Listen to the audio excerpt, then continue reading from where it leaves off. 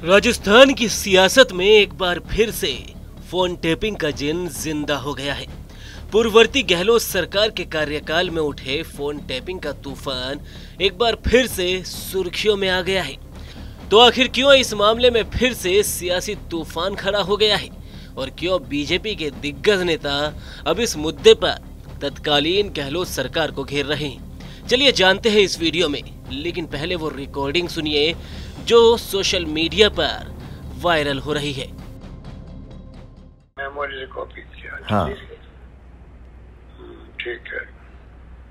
ठीक है समझ गया मैं। हाँ? जी वो लैपटॉप तुम किसी को देखना, मैं कर दूंगा साहब उसको, बिल्कुल। जी साहब, फिर बात करता हूँ। जी साहब।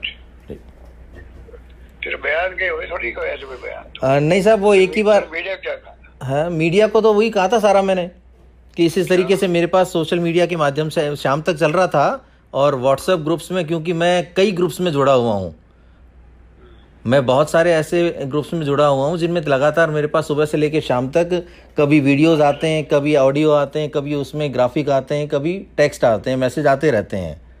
तो नए फोन तेरे पास है, उसमें सब आते होंगे? उसमें भी आते हैं ना साहब, डेली के लगभग 40 से 50। तो सुना आपने, ये पूर्व मुख्यमंत्री अशोक गहलोत और उनके ओएसडी रहे लोकेश शर्मा की कॉल रिकॉर्डिंग है, जिसमें इन दोनों की बातचीत हो रही है और इस बातचीत में विधायकों की खरीद फरोख्त वाले 3 ऑडियो के बारे में बात की जा रही है।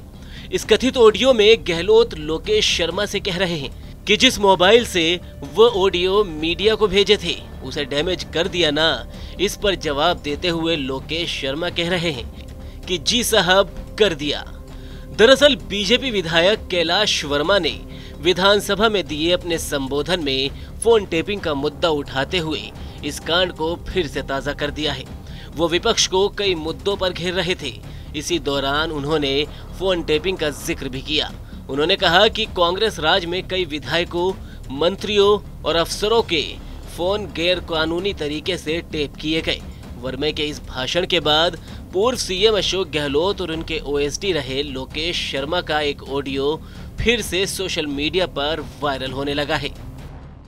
जब दिल्ली से पर्ची आई थी, आधे जैसलमेर, आधे मानेसर, आधे सिविल लाइन, आधे कौन से बंगलों के अंदर।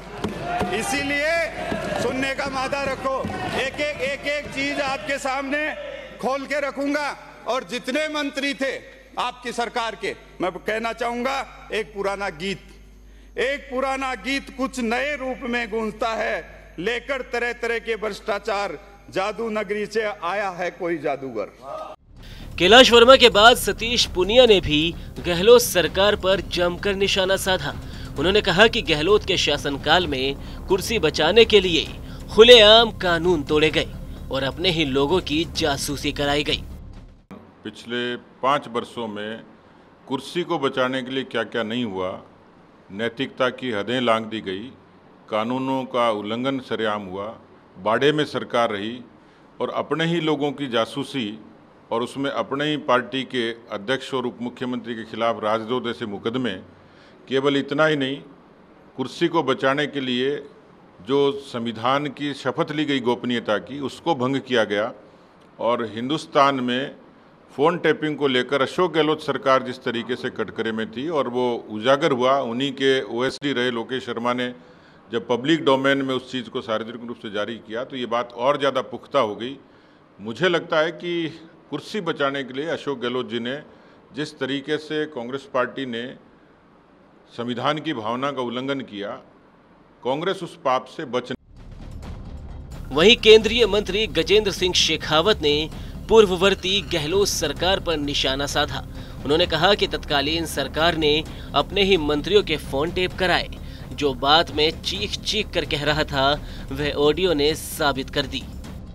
मुझे लगता है कि जो बातें मैं चीख करके आपके माध्यम से सरकार को सुनाना चाहता था, जो बातें मैं न्यायालय को सुनाना चाहता था, वो सारी बातें अब तो उस ऑडियो के साथ में स्वतः स्पष्ट हो गई है कि किस तरह से पूर्ववर्ती सरकार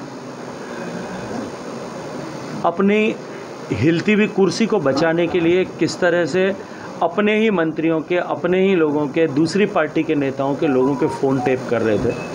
साथ ही मदन दिलावर ने भी तुरंत इस मामले में कूदते हुए अशोक गहलोत पर जमकर निशाना साधा। तत्कालीन माननीय मुख्यमंत्री जी जो यहाँ के विधायक भी हैं, विधायक भी थे, ने कहा कि हमने कभी फोन टैपिंग किसी का किया नहीं, किसी का नहीं करते, ऐसी ओछी हरकतें नहीं करते, ऐसा गहलोत साहब ने कहा।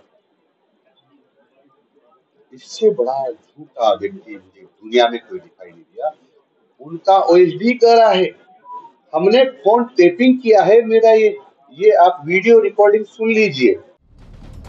बताते चले कि जुलाई 2020 में सचिन पायलट की बगावत के दौरान जब गहलोत सरकार संकट में थी, उन दिनों कथित ऑडियो टेप तत्कालीन सीएम के ओएसडी लोकेश शर्मा ने मीडिया को भेजे थे।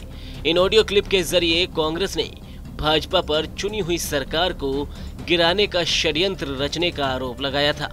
इन ऑडियो क्लिप पर उस वक्त भी जमकर सियासत देखने को मिली थी। फोन टैपिंग के मामले पर और रिकॉर्डिंग पर आपकी क्या राय है? आप अपनी राय हमें कमेंट सेक्शन में जरूर बताएं। वीडियो को लाइक करें, शेयर करें और राजस्थान से जुड़ी हर खबर के लिए TV9 राजस्थान को सब्सक्राइब करें।